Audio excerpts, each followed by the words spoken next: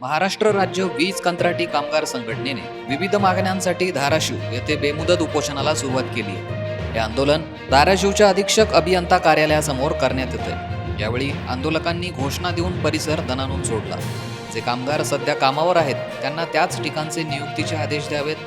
नवीन tender प्रक्रिया पूर्ण झाली असेल तर कामगारांना तात्काळ नियुक्तीपत्र द्यावे, तसेच कामगारांचे थकीत वेतन परत करावे। यासाठी विविध मागण्यांसाठी हे बेमुदत उपोषण सुरू करण्यात आले। या आंदोलनात मोठ्या प्रमाणावर वीज कंत्राटी कामगार सहभागी झाले आहेत। दरम्यान अनुभव असणाऱ्या कामगारांना कामावरून काढून टाकण्यात येतंय, तसेच पैसे देणाऱ्या कर्मचाऱ्यांना नवीन ऑर्डर दिली जात असल्याचा आरोप देखील कामगार संघटनेच्या पदाधिकाऱ्यांनी केलाय। यासाठी कामगारांकडून तब्बल 25 ते 30 हजार रुपयांची मागणी करण्यात येते।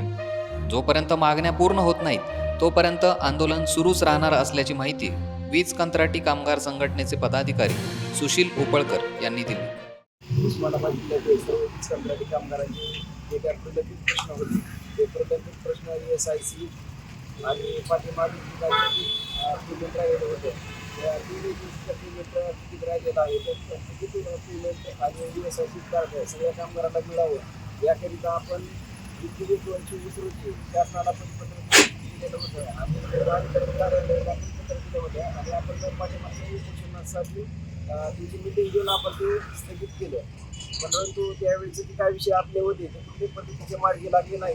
म्हणून नंतर आपण 9 मार्च रोजी दुसरं पत्र दिलं आणि या पत्राच्या आधारे आपण तात्पुरत्या स्वरूपात स्थगित केलेलं उपोषण आज म्हणजे आपण उपोषणाचा 3रा दिवस आहे, तरी अद्यापर्यंत आपल्याकडच्या कुठल्याही मागण्या पूर्ण झालेल्या नाही।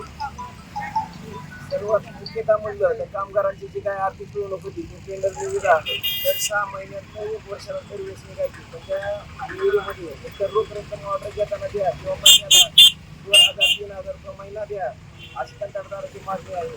तुमच्या विरोधामध्ये आपण ती मागणी रद्द करण्यासाठी या ठिकाणी आमरण उपोषणाला बसलेलो आहे।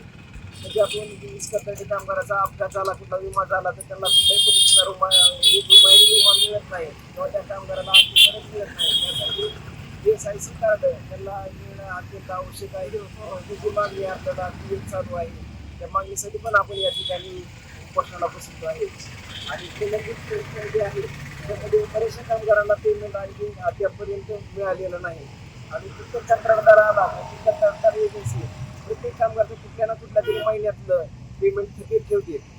आणि कालच या पत्राच्या आधारे साहेबांनी कागदपत्र दिलं आपल्याला की उपोषण पाठीमागे द्या, परंतु तुमचे जे काय प्रलंबित प्रश्न आहेत ते जिव्हाळ्याने आपण एकत्र येऊन घेतो, परंतु ते अद्यापर्यंत मिटलेले नाही।